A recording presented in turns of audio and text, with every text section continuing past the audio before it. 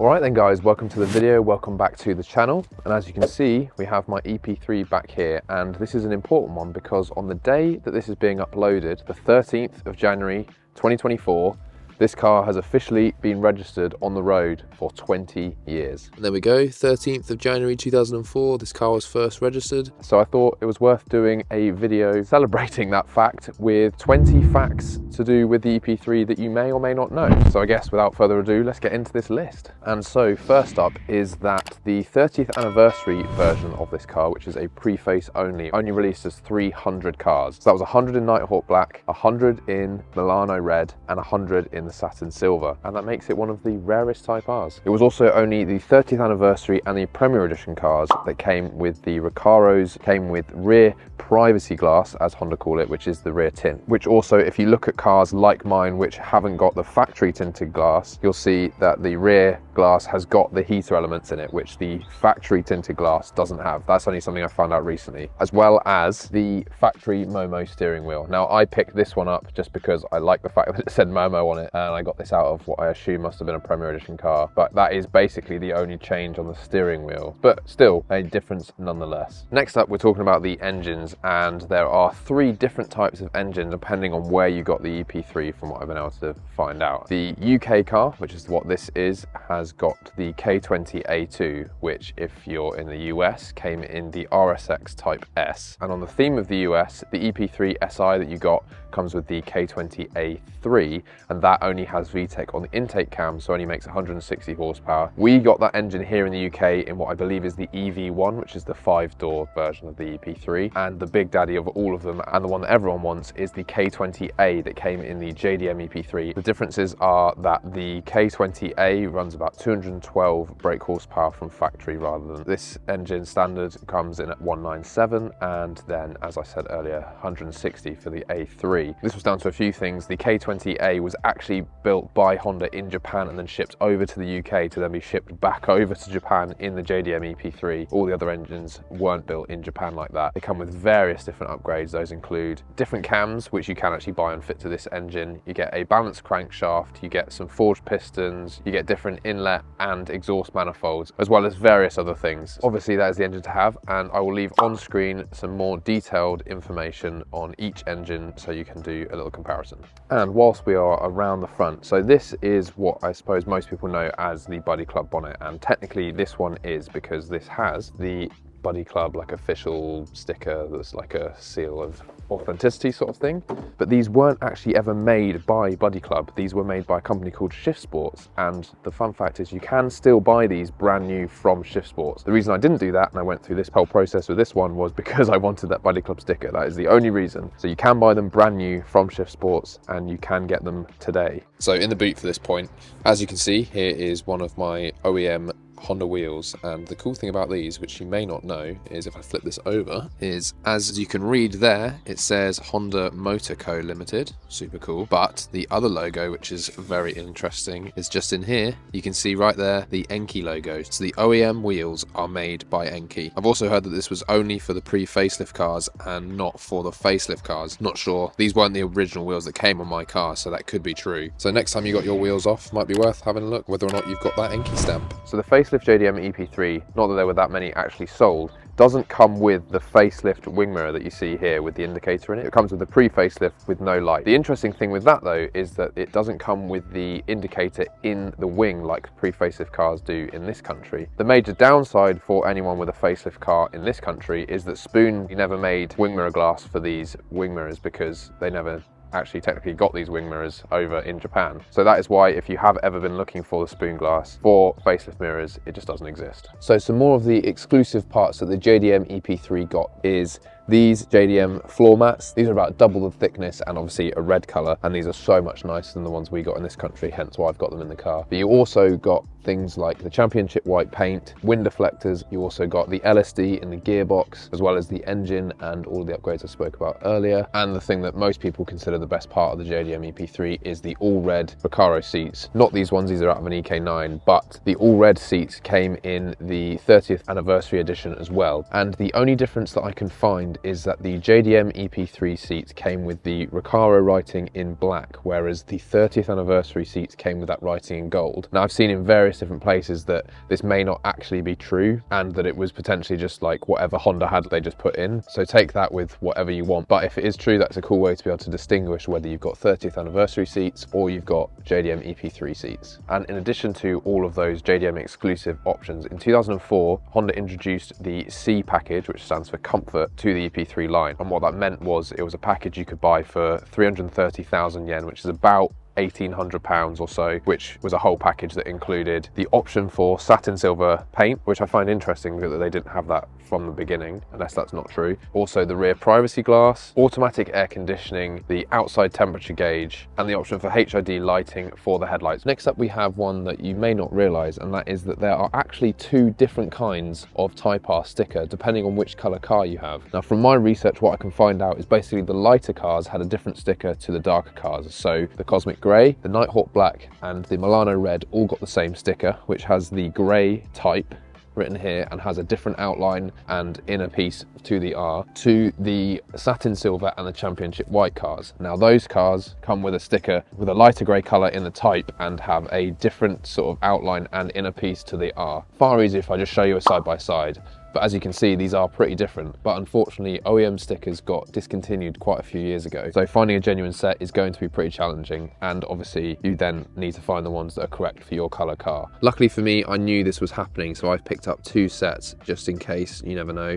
And something I did find very interesting when looking at these again is these are actually handed either side. Weirdly, the sticker doesn't change, but they're stuck on this paper a different way around. And there are differences in the stickers based on the part numbers as well as what's written on the part numbers. So as you can see, the only changes here are this says 35 here, this says 45 here. As you can see, the text here, it says sticker, right hand side, Type R, Type 2. Now I can only assume that this Type 2 is referring to which kind of sticker it is, and Type 1 must be the other colours. So anyway, there's the part numbers if you want to find them. I'm not sure whether the part number is different for the other stickers that are for the other colour or not, so worth doing a bit of research. There is actually two, maybe more EP3s in Fast and Furious. They're obviously not hero cars anyway, and they get very, very, very little screen time. But in Fast and Furious 4, when Brian is choosing from the huge lot of different cars that have been impounded before choosing the R34 GTR in Bayside Blue, in the selection screen where they're running through all the cars, there are two EP3s in that selection. So I guess that technically means that this car is one of the cars that has been in Fast and Furious, and I'm taking that. The prices for these things when they were brand new, from the info that I could find online, I've got three different prices for you. So price number one, in 2001 these cars launched, and they launched with a price of £15,995, which sounds pretty reasonable. When you work that out for inflation, that works out in today's money with the most recent calculations at £28,625.66. The second price I have is for the 30th anniversary car. Now this is interesting because this actually ends up being the most expensive of the three prices I have. I'm not sure how accurate the prices are for the Premier Edition, which we'll get to in a minute, but the 30th anniversary cars were £1,000 more than the base car, so they came in at £16,995, which works out again at around £1,000 more, which is £29,633.69. From the info that I could find on the Premier Edition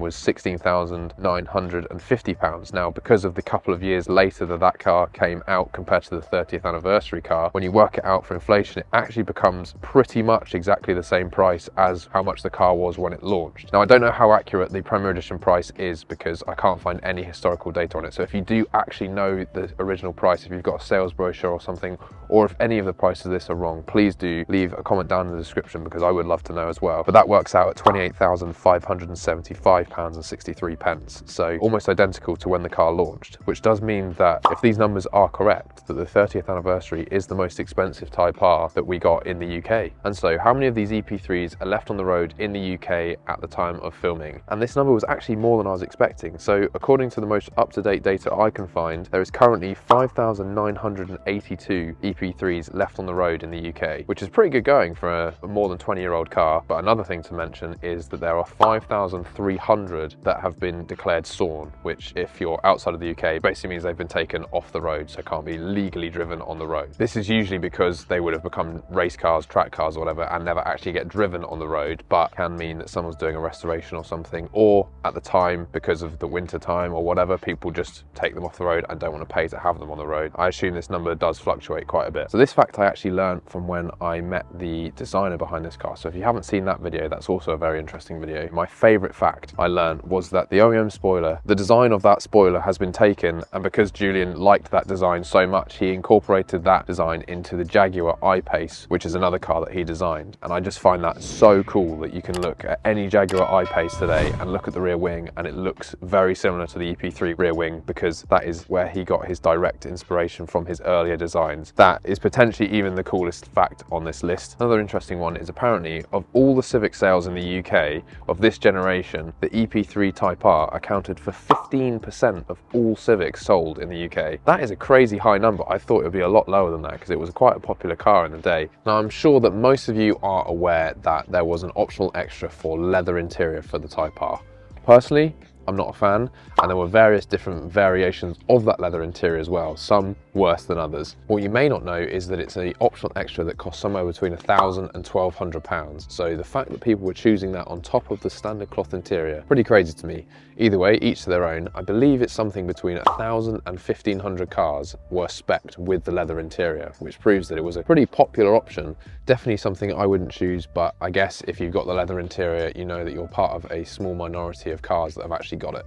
And whilst we're talking about interior, another interesting one, which I only found out recently, is that apparently the pre-facelift cars don't come with headrests in the rear. Now this next one doesn't technically count as a fact, but was way too cool for me to not include in this video. And what I've actually found is Honda's original FIA, like race car approval documentation for having the EP3 as a race car. Now I'll leave a link down below to the entire document if you're interested in this, because it's a pretty interesting read, a really long document with loads of different things, like tech specs of everything from cam lobe size, everything. But what is probably my favorite little gem that I found in there, if you scroll through and look at some of the pictures, what you'll find is there is an open door on an EP3 and it seems to have OEM carbon door cards, which is such a cool piece, and I wonder if these actually exist or if this is an aftermarket part. I don't know, but it's the first time I've ever seen anything like this. If anyone knows any more about this, would love to know. I didn't actually read through this entire document, so there may be other cool little facts within there. Definitely go check that out if you're interested in more, because there's a lot of information in there. And leading on from that FIA document, we have what is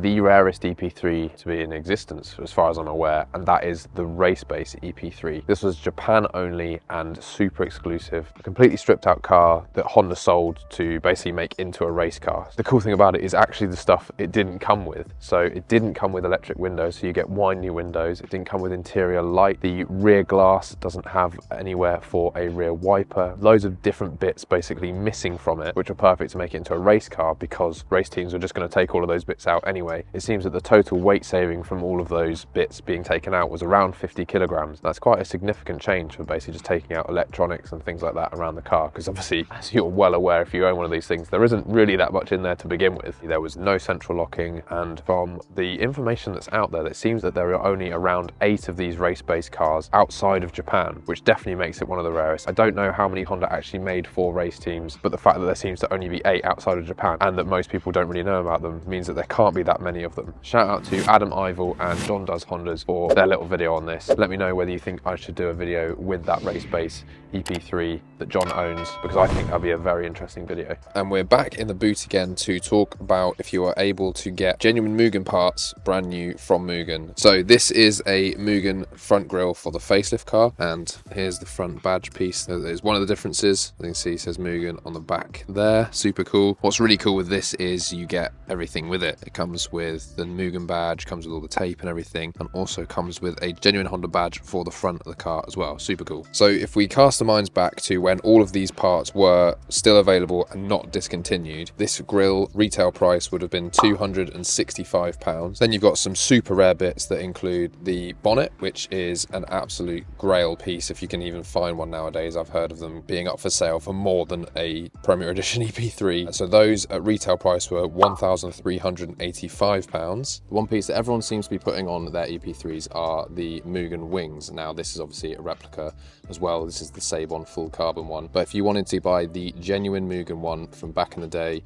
that would have cost you £1,010. One of the more expensive pieces actually, and not that different in price to this full carbon one. So hopefully that gives you an idea of just how much these Mugen bits were when they were brand new and actually still possible to buy. Another thing worth mentioning is that is the price when they were new, not adjusted for inflation. So as you can imagine, they'll probably cost a little bit more than that today. And finally, number 20, the big one, and that is the build numbers and the build numbers of the different colors as well. So I've got a graph here that I actually got from someone that used to work at the Swindon factory. So in total, there were 25,768 EP3s built. This is for Europe and Japan. Of those 25,768 cars, a huge majority of them were actually Nighthawk Black. 11,047 of those cars were Nighthawk Black. In second place comes Satin Silver, which is interesting because I thought actually don't see that many Satin Silvers around nowadays. There's 5,383 of those cars. In third place is Cosmic Grey, which I again find interesting because this was a facelift only colour. So the fact that they made 4,428